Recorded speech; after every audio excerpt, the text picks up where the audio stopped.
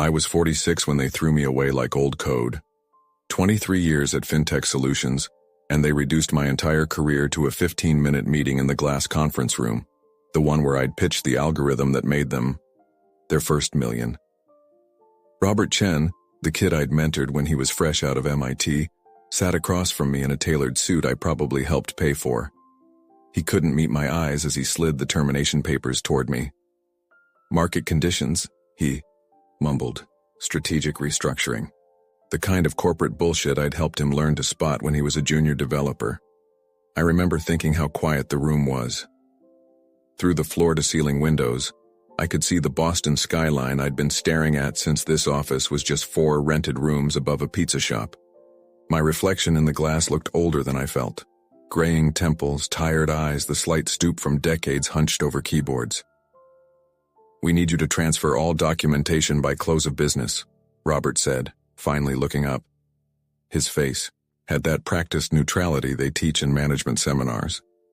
"Security will escort you out once you've cleared your desk." I almost laughed. Security? For the guy who built their entire trading platform? The same platform that processed $3 billion in transactions last quarter? My phone buzzed. Sarah, my wife, texting about dinner plans.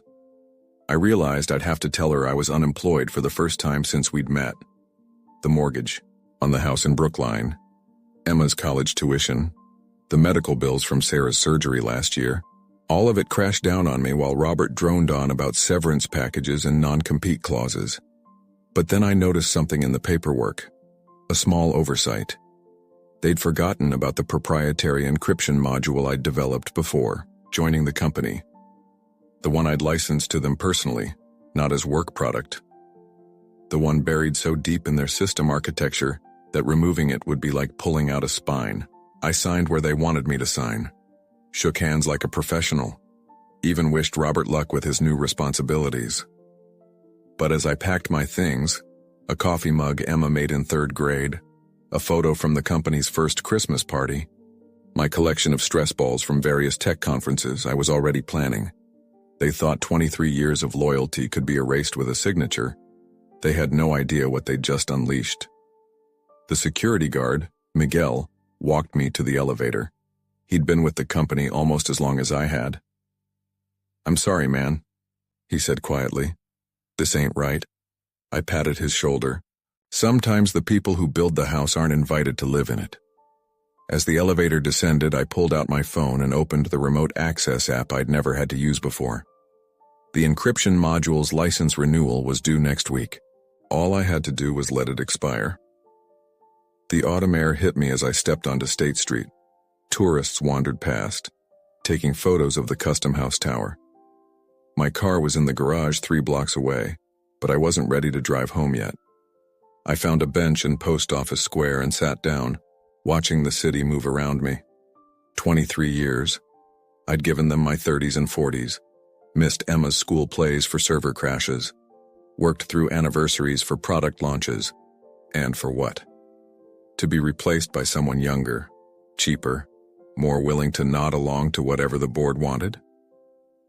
My phone rang. An unknown number. Probably a recruiter. Word travels fast in Boston's tech scene. I let it go to voicemail. Tomorrow, I'd start thinking about the future. Tonight, I just wanted to sit on this bench and watch the city I'd helped build forget I ever existed. Sarah knew something was wrong the moment I walked through the door.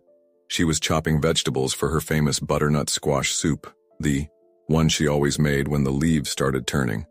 The knife paused mid-chop. "You're home early," she said carefully, wiping her hands on her apron. I set my box of belongings on the kitchen counter. Emma's mug clinked against the stress balls. They let me go. The words hung between us like smoke. Sarah put down the knife completely and came around the island. She didn't ask why or how or what we'd do next. She just wrapped her arms around me and held on. After 20 years of marriage, she knew when words would only make things worse. That night I barely slept. I kept thinking about the module, my module, humming away in their servers, processing trades, managing encrypted communications, keeping their precious algorithms safe from competitors. It was like leaving a piece of myself behind enemy lines. At 3 a.m. I gave up on sleep and went to my home office. The room still smelled like fresh paint from when we'd renovated last spring. I'd picked the color myself. Intellectual gray, the designer had called it. Now it just looked like the inside of a tomb. I opened my laptop and pulled up the licensing agreement. It was all there in black and white. The module was mine. Licensed to FinTech Solutions on an annual basis with automatic renewal, unless explicitly terminated by the licensor, me. The renewal date was October 15th, 5 days away. The smart thing would be to let them know. Send a professional email. Give them time to negotiate a new agreement or find an alternative solution. That's what the old me would have done. The loyal employee, the team player. But the old me had been shown the door. I closed the laptop and stared at the wall.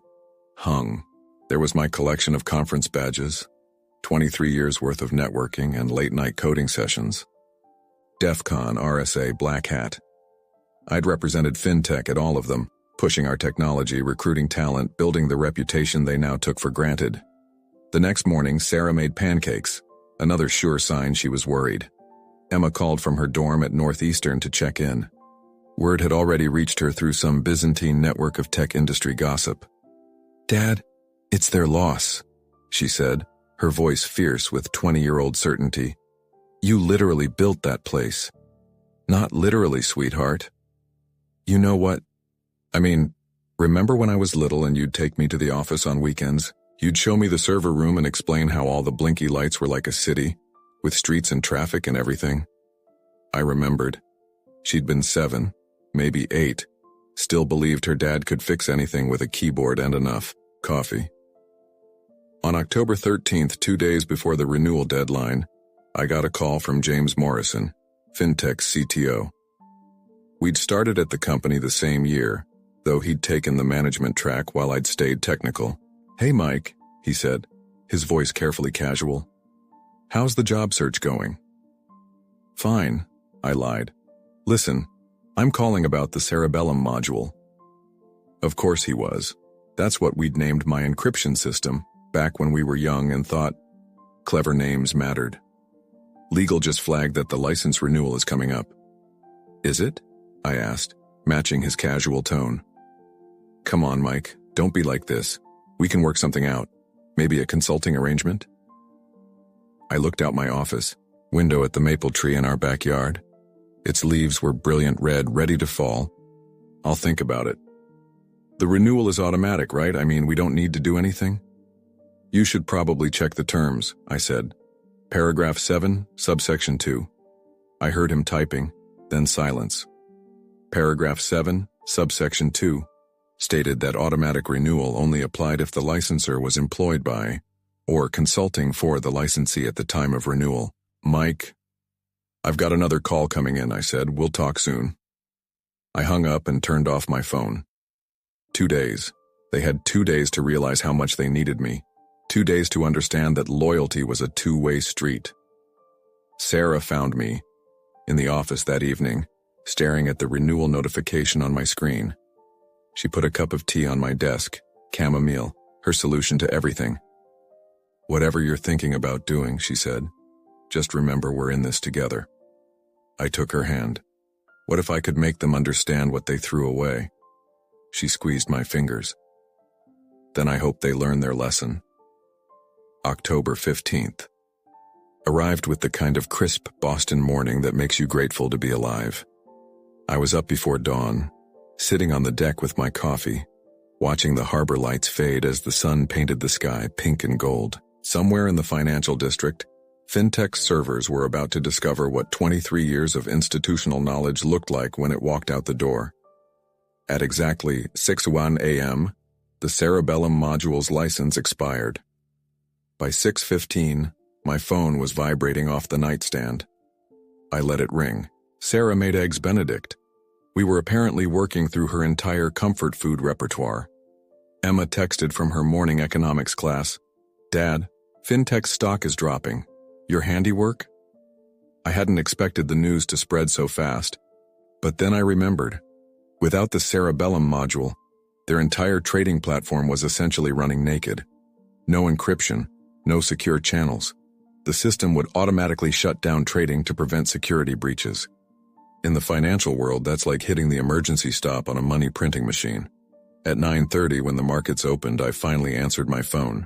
It was David Sterling, Fintech's CEO. We'd actually been friendly once, back when the company was small enough that executives knew everyone's name. "Mike, what have you done?" His voice was strained, probably running on no sleep and too much caffeine. "I let a license expire," I said simply. "My license for my software. You know what this is costing us? Every minute we're down is probably equal to what you saved by letting me go," I finished. Funny how math works. There was a pause. I could hear urgent voices in the background, the controlled chaos of a crisis room. "What do you want?" "Respect," I said. "Recognition. A fair price for 23 years of innovation. We offered you a standard severance. You offered me a slap in the face wrapped in an NDA. More silence, then. Can you come in to discuss terms?" I looked at Sarah, who was pretending not to eavesdrop while aggressively cleaning the already spotless counters. She nodded. "I'll be there at 2, I said. The drive into the city felt different this time. I wasn't rushing to fix someone else's emergency. I wasn't juggling calls about system performance or security patches.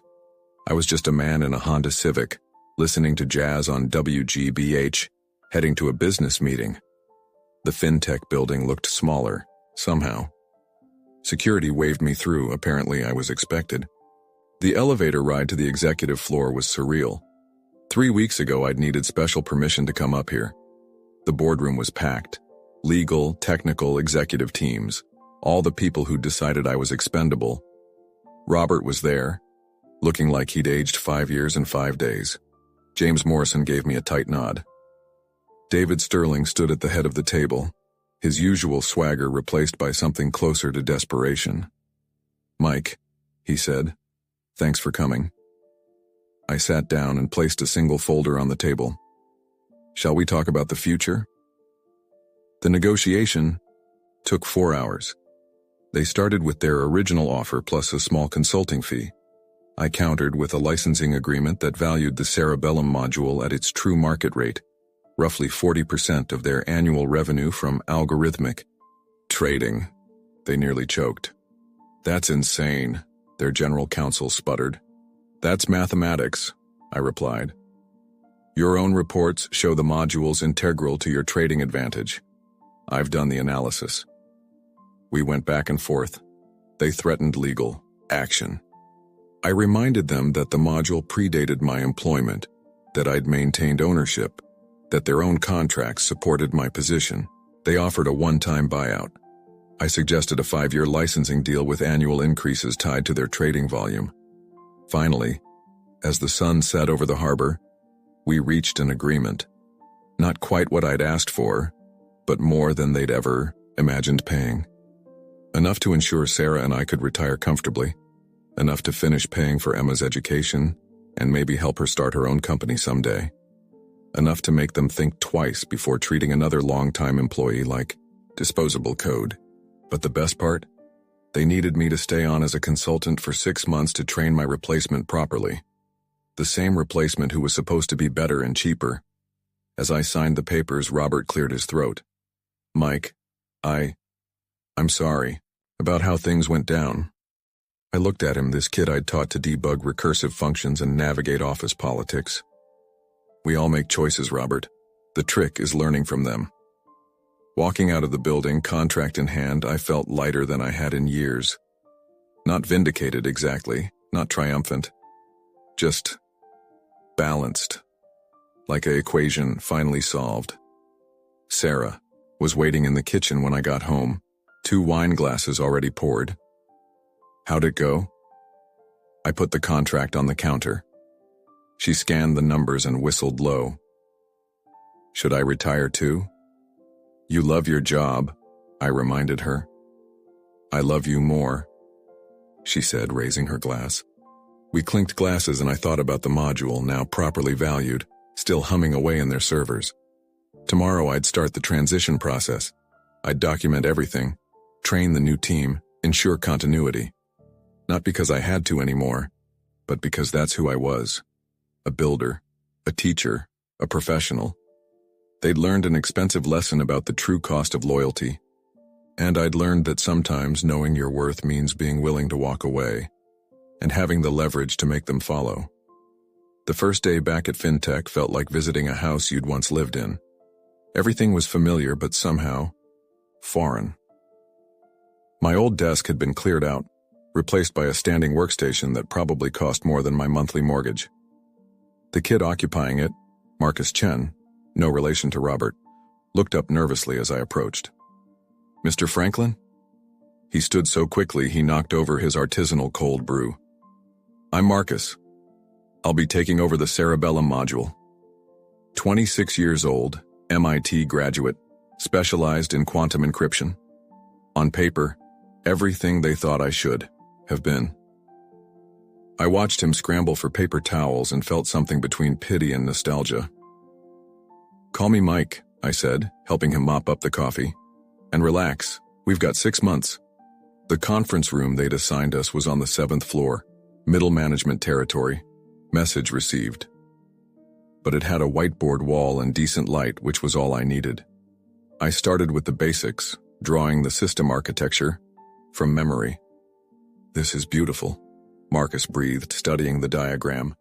"The recursive encryption layers, the way you've integrated the key rotation, it's like a Swiss watch." "More like a Rube Goldberg machine that somehow works," I said. "I built this thing over 15 years.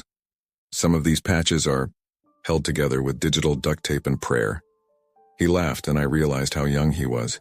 When I'd built the first version of Cerebellum, he'd been in elementary school. But he was sharp, I'd give them that. He asked the right questions, took meticulous notes, and wasn't afraid to admit when he didn't understand something. By week 3, we'd developed a routine. Morning code reviews, afternoon system walkthroughs, debugging sessions that ran late, enough for security to check on us. Marcus brought fresh eyes to problems I'd been solving the same way for decades. "Why does this function handle memory allocation like this?" he asked one Thursday, pointing at a particularly gnarly piece of code. "Because in 2009 we were running on servers held together with rubber bands, and every byte counted," I explained. "We never updated it because, if it ain't broke," he finished, grinning. "My dad says the same thing about his code at Google." His dad at Google. Christ, when did I become the industry dinosaur? Sarah noticed the change in me those first weeks. I was coming home energized instead of exhausted, talking about code optimization over dinner instead of office politics. Even Emma noticed during our weekly video calls. "You look happy, Dad," she said one Sunday evening. Like, actually happy. Not pretending everything's fine happy. "I'm teaching again," I admitted. Turns out I missed it. But it wasn't all smooth sailing. 3 weeks in, we hit the first major snag. Marcus had been trying to optimize one of the core functions and somehow managed to trigger a cascade failure in the test environment. The same kind of failure that had brought down the entire system when the license expired. I found him at his desk at 10 p.m., surrounded by empty energy drink cans, staring at error logs like they contained the meaning of life. "I broke it," he said without looking up. "I thought I understood the dependency chain, but—" "You broke it in test," I corrected, pulling up a chair. "That's what test environments are for. Show me what you did." We worked until 2 a.m. tracing the bug through 12 different subsystems. When we finally found it, a single misplaced pointer reference, Marcus looked ready to cry from either relief or exhaustion.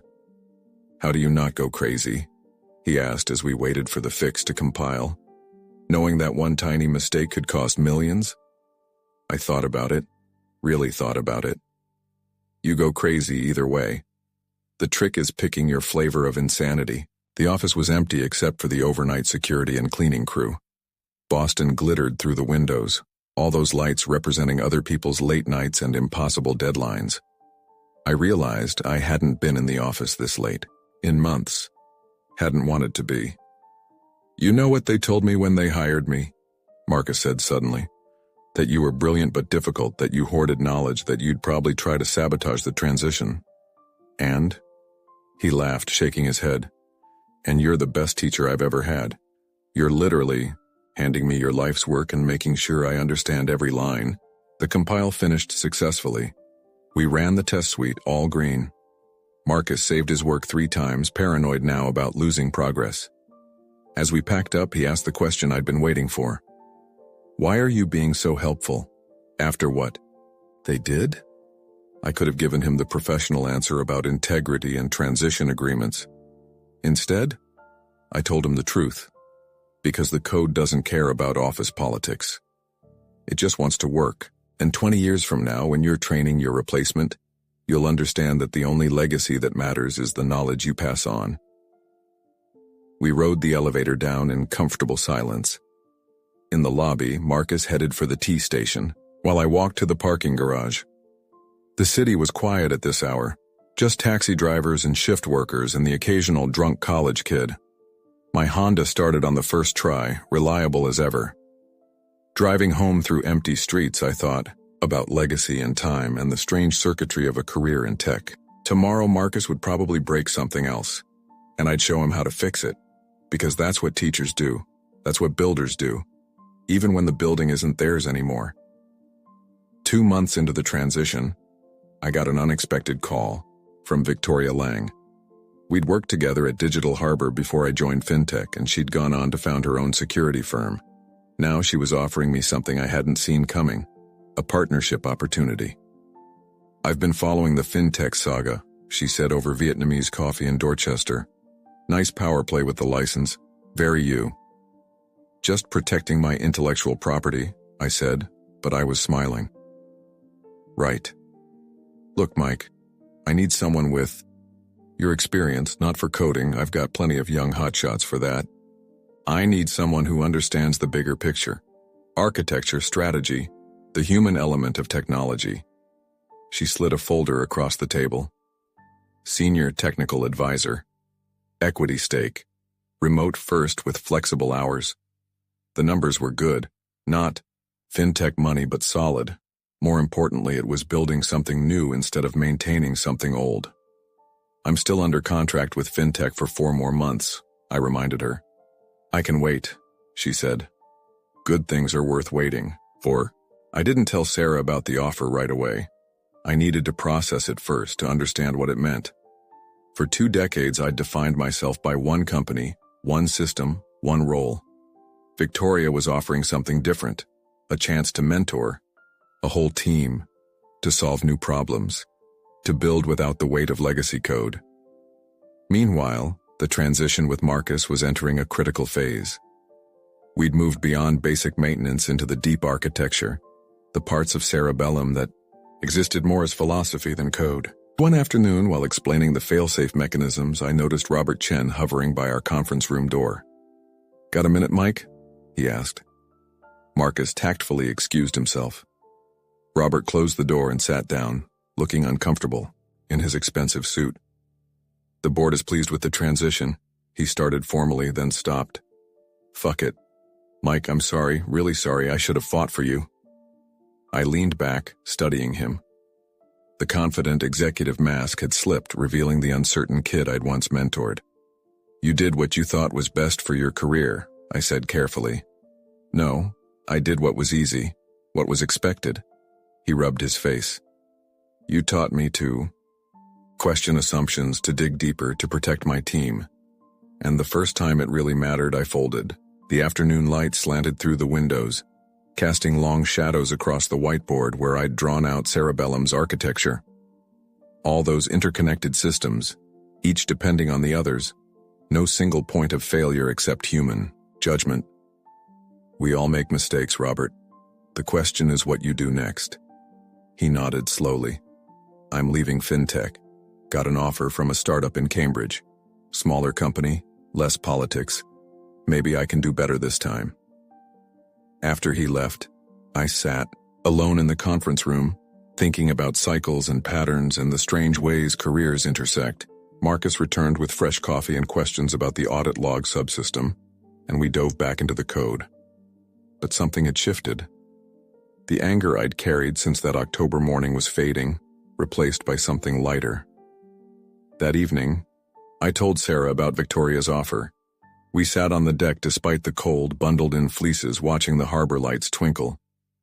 "It sounds perfect for you," she said. "Teaching without the bureaucracy, building without the baggage. But it means starting over. New city, new challenges."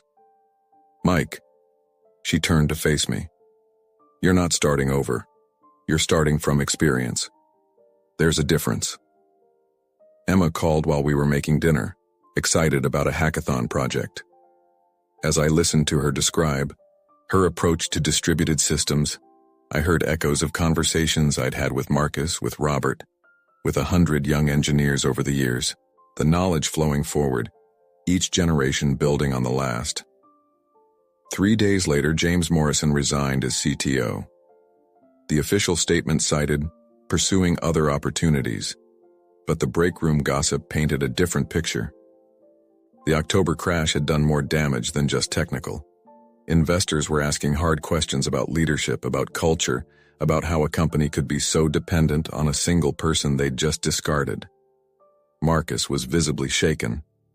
"Everything's falling apart," he said during our morning session. "What if they cancel the whole project?" "They won't," I assured him. "Cerebellum is too important. Companies can replace executives, but core infrastructure? That's forever." We spent the afternoon documenting disaster recovery procedures. I showed him the backup systems, the redundancies, the secret administrative backdoors I'd built in case of catastrophic failure. With each revelation, his confidence grew. "You really thought of everything," he marveled. "No one thinks of everything, but you try to think of enough."